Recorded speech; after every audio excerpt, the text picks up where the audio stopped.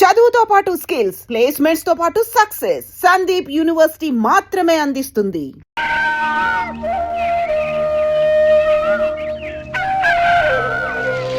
ఒరే పిల్లలు లేవంట్రా, పొద్దెక్కింది. స్కూల్కి వెళ్ళరా. కాకిగోల ఈ ముసలమ్మ కాసేపు పడుకునేది కదా. ఒరే గోపాలం, విన్నావా? వీళ్ళు నోటికొచ్చినట్టు అవుతున్నారు. నేను ముసల్దాన్నంట, నాది కాకిగోలంట. అబ్బా, ఇప్పుడు వాళ్ళు ఏమన్నారే? నువ్వు ముసలిదానివి కాదా? నాకే నువ్వు నానమ్మవి, వాళ్ళు పసిపిల్లలు. ఒరే, మీ అన్నదమ్ములంతా కలిసి నన్ను చాలా ఇన్సల్టింగ్ చేస్తున్నారు. ఇప్పటికీ కళ్ళజోడు లేకుండా నేను సూదిలో దారవేకించగలను తెలుసా? కానీ మనుషుల్ని గుర్తుపట్టలేదు. చూసావరా? నువ్వు ఊరుకోవే. ఊరుకుంటారులే. లేవండ్రా. గుడ్ మార్నింగ్ అన్నయ్య. Good morning. గొప్ప అన్నదమ్ములు. ఈయన గారి ముఖం చూస్తే గాని వాళ్ళు లేవరు, వాళ్ళు లేచేదాకా ఈయన గారు లేపరు. రేయ్, ఈ రోజు నుంచి మీరు వేపులతో పళ్ళు తోముకునే అవసరం లేదు. మరి బొగ్గు కచ్చికితో తోముకోవాలా? కాదు నానమ్మా, బ్రష్ పేస్తో. రేయ్, ఈ బ్రష్ నీకు, ఇది నీకు, ఇది నీకు. లెండెన్ వీళ్ళు మొహాలు కడుకుందాం. ఒరే గోపాల, ఏమిటి నానమ్మా? ఆ పేస్ట్ బ్రష్ ఎంతరా? 20 రూపాయలే నానమ్మా. ఎందుకురా నువ్వు కష్టపడి సంపాదించిన డబ్బులంతా ఇలా తగలేస్తావు? ఏ వేపుల్లలతో తోముకుంటే పళ్ళ రిగిపోతాయా? చిన్నపిల్లలు కదా నానమ్మా, అయినా నేను సంపాదించేది ఎవరి కోసం? నా తమ్ముడు కోసమే కదా. చూడరా, నా బ్రష్ ఎంత నొరగొస్తుందో. ఏం కాదు, నా బ్రష్ ఎక్కువ నొరగొస్తుంది. కావాలంటే చూసుకో.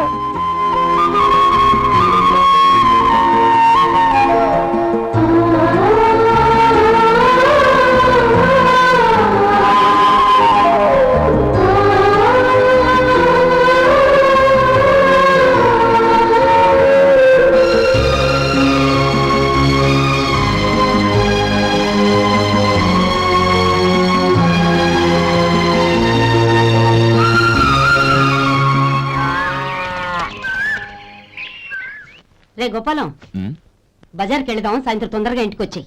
రేపు వెళ్దాం నానమ్మా. సాయంత్రం నాకు ముఖ్యమైన పని ఉంది. నాకు తెలియనంత ముఖ్యమైన పని ఏముందబ్బా వీడికి?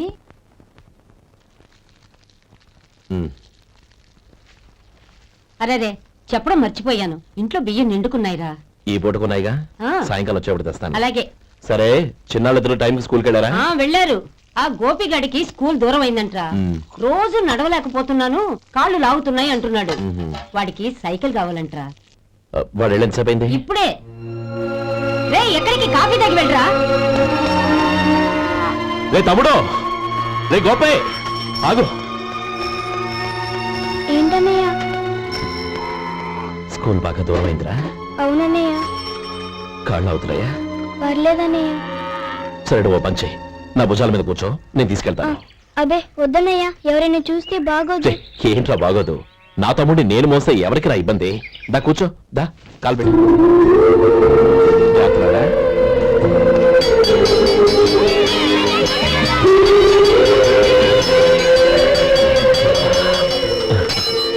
చూసావా, స్కూల్ కరెక్ట్ టైంకి వచ్చేసాం. అవును, థ్యాంక్స్ అన్నయ్య. తమ్ముడు, డబ్బు చేతికి అంతగానే సైకిల్ కొనిస్తానే. అలాగే అన్నయ్య. టాటా అన్నయ్య. టాటా.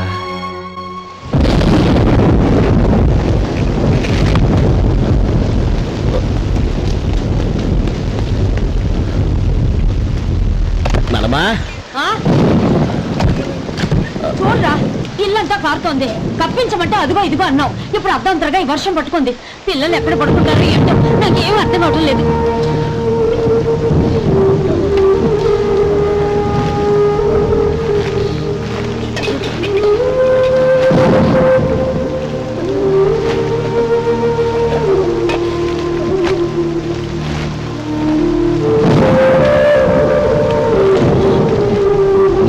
కింద తుడిచి పిల్లలకి పక్కై.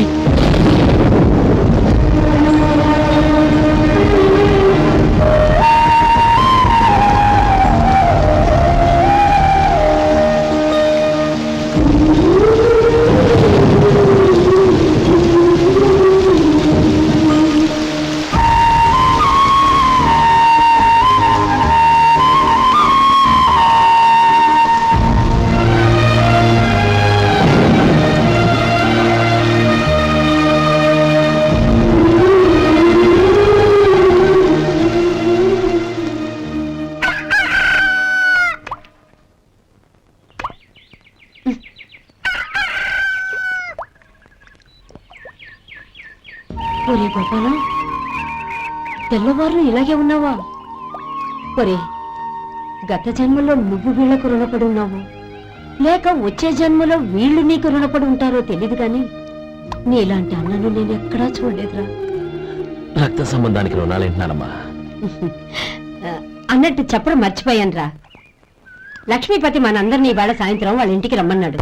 రండి రండి. ఏంట్రా ఉన్న బలంగా అందరినీ కట్టకట్టుకొని రమ్మని పిలిచావు? ఏంటి విశేషం? ఏం లేదమ్మమ్మా, రేపు మంచి రోజు. నా చెల్లెళ్ళకి నీ తమ్ముడికి నిశ్చితార్థం ఏర్పాటు చేశాను. అంచేత ఈ రాత్రికి మీరు ఇక్కడే భోజనాలు చేసి పడుకుంటే రేపు పొద్దున్న ఆ కార్యక్రమం కాస్త పూర్తి చేసుకోవచ్చు. బావా మరీ అంత ఈ హడావిడి విషయంలో నువ్వే మాట్లాడొద్దు. నిన్ను అడిగితే నీ తమ్ముళ్ళ పెళ్లిళ్ళయ్యాక చేసుకుంటానంటావు. ఈలోగా నా చెల్లెలు ఇదిగో ఇలా అయిపోద్ది. ఏంటి? అందుకే నేను ఈ నిర్ణయం తీసుకున్నాను. రేపు తెల్లవారుజామున మంచి ముహూర్తం ఉంది. ఆ ముహూర్తానికే నిశ్చితార్థం, అంతే. అది ఇంకేం? రాధా, నీకిద్దరు పిల్లలు పుడతారు, ఓ పాప ఓ బాబు. అదేం కుదరదు, నాకు 10 మంది కావాలి. ఆ? అవును, ఇల్లంతా ఎప్పుడు పిల్లలతో కలకల్లాడుతూ ఉండాలి. 10 మంది సరిపోతారా?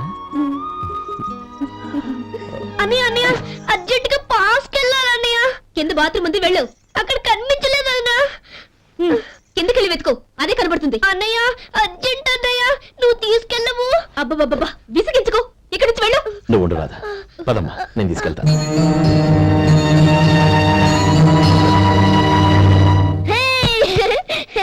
ఎంత మెత్తగా ఉందో, చాలా బాగుంది. భలే బాగుందన్నయ్య. హాయ్.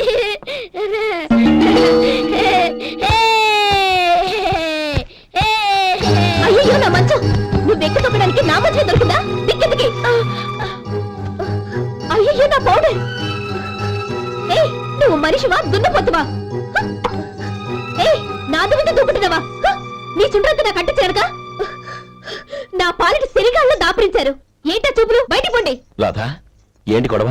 చూడండి, మంచం అంతా తొక్కేసి నా పౌడర్లు సెంట్లు ఎలా నాశనం చేశారు ఈ దెయ్యాలు.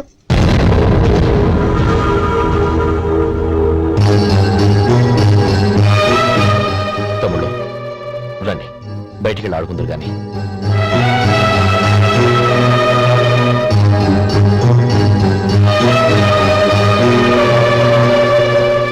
ఏమా, బావగారు తమ్ముళ్ళు నిన్ను బాగా విసిగిస్తున్నారా?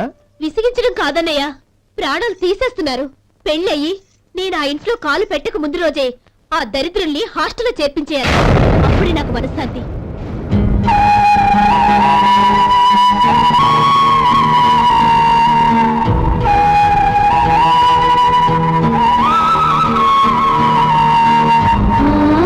పెళ్ళయి నేను ఆ ఇంట్లో కాలు పెట్టక ముందు రోజే ఆ దరిద్రుల్ని హాస్టల్లో చేర్పించేయాలి.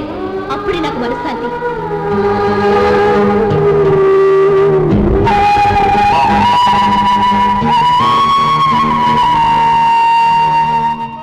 అది ఇలా ఇవ్వండి బాబు. నువ్వు వెళ్ళి కొబ్బరికాయలు తీసుకురా నాయనా. అలాగేనండి. అమ్మా, ఆ పువ్వులు అక్కడ పెట్టండి. ఇవ్వండి. ఏంటి బావా నువ్వు అనేది? అవును బావా, నాకు ఈ పెళ్లి సరిపడదు. నీ చెల్లెలకి వేరే సంబంధం చూసుకో. నీకేమన్నా మతిపోయిందా? ఏం మాట్లాడుతున్నావో తెలిసే మాట్లాడుతున్నావా? అయినా నా చెల్లికి వచ్చిన లోటేంటి? నాకు కాబోయే భార్య నా కుటుంబంలో ఐకమత్యం పెంచుతుంది అనుకున్నాను, కానీ పెళ్లికి ముందే నా తమ్ముళ్ళని నా నుంచి విడదీయడానికి ప్రయత్నిస్తుంది అనుకోలేదు. తన అన్నదాంట్లో తప్పే ఉంది బావా. ఏ అమ్మాయి అయినా పెళ్ళైన తర్వాత తన భర్తతో సంతోషంగా ఉండాలని కోరుకుంటుంది. అయినా నీ తమ్ముళ్ళని హాస్టల్లో చేర్పిద్దామంది గాని నడి రోడ్లో వదిలేద్దామనలేదుగా. నా నుంచి వేరు చేయాలనే ఆలోచన వచ్చాక అది హాస్టల్ అయినా నడి రోడ్డైనా ఒకటే బావా. బావా, తొందరపడుతున్నావు.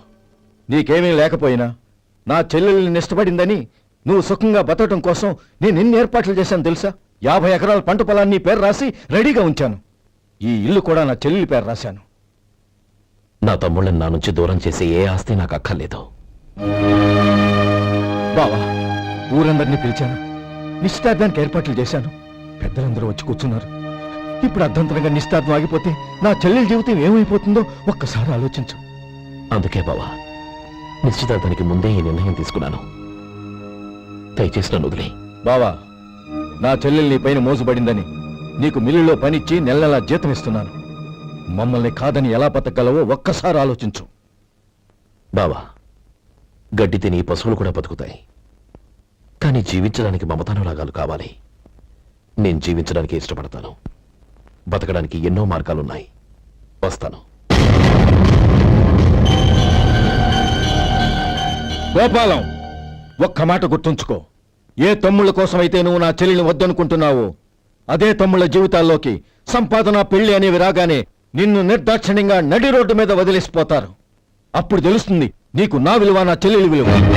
చూడు లక్ష్మీపతి, ఏ రోజైతే ఈ ప్రపంచమంతా ఉదయించే సూర్యుడి కోసం పడమటి వైపుకు తిరిగి ఎదురు చూస్తుందో ఆ రోజు నీ కోరిక నెరవేరుతుంది. ఓహో, అంత గొప్పవాళ్ళ నీ తమ్ముళ్ళు? గొప్పవాళ్ళు కాదు, సామాన్యులు. అందుకే నాకంత ధైర్యం.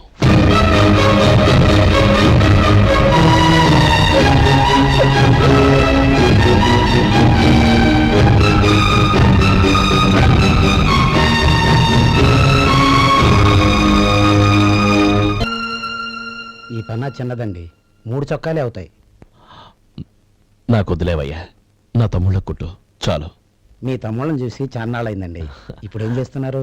పెద్దోడి పేరు మధు, రెండోవాడు గోపి, ఆఖరోడు శేఖరం. శేఖరం పట్నంలో డాక్టర్ చదువుతున్నాడు. రెండో తమ్ముడు గోపి ఇన్స్పెక్టర్ ఉద్యోగానికి సెలెక్ట్ అయ్యాడు. హైదరాబాద్ లో ట్రైనింగ్ అవుతున్నాడు. పెద్ద తమ్ముడు మధు హోటల్లో పనిచేస్తున్నాడు. వాడికి చదువు అప్పలేదు, కానీ వాడికి రాని పని అంటూ ఏదీ లేదు. ఎప్పుడు ఖాళీగా ఉండడు, ఏదో పని చేస్తూనే ఉంటాడు. అది సరే గాని బట్టలు కొంచెం పొడుగు పెట్టి కుట్టు. ఎదిగే పిల్లలు. ఎదిగే పిల్లలు ఏంటండి బాబు, ఎదిగేసిన పిల్లలు. చాలా చాలా ఆపవయ్యా, వాళ్ళకి పెద్ద వయసే ఉందని. అయినా వాళ్ళ వయసుల గురించి నీకెందుకు? దిష్టి పెట్టకు. నేను చెప్పినట్టు కొంచెం పొడుగు పెట్టి కుట్టు. అలాగేనండి.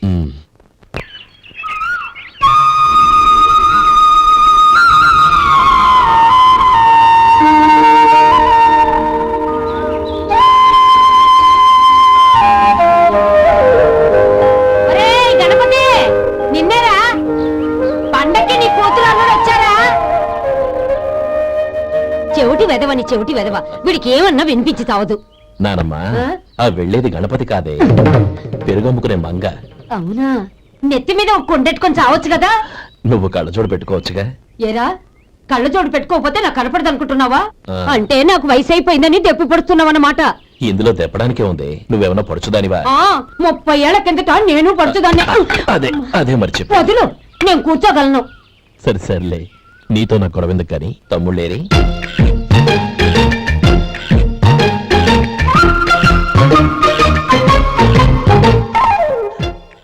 అనయ్య, డ్రెస్ చాలా బాగుందన్నయ్య. చచ్చా, ఏ బాగున్నాయిరా, మరీ పొడుగైపోయి. అక్కడికి పాపం ఆ టైలర్ చెప్తూనే ఉన్నాడు, నేనే వినిపించుకోలేదు. తప్పంతా నాదే. నువ్వు తప్పు చేయడం ఏంటన్నయ్య? అనయ్య, నువ్వు కళ్ళు మూసుకో. దేనికిరా? ముందు మూసుకో చెప్తాను.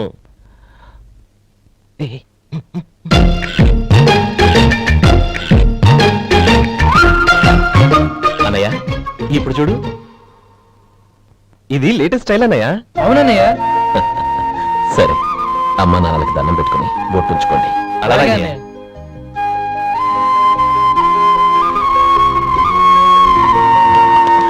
రే, రే, రే, అటు చూడు నానమ్మ, ఓ ఆట పెడతావా? ఓకే.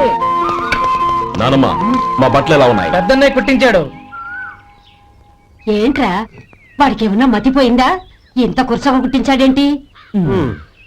ఎదిగే పిల్లలకి కథ పొడుగు పెట్టి కుట్టించొచ్చుగా. ఏమైందిరా? ఇప్పుడు చూడు.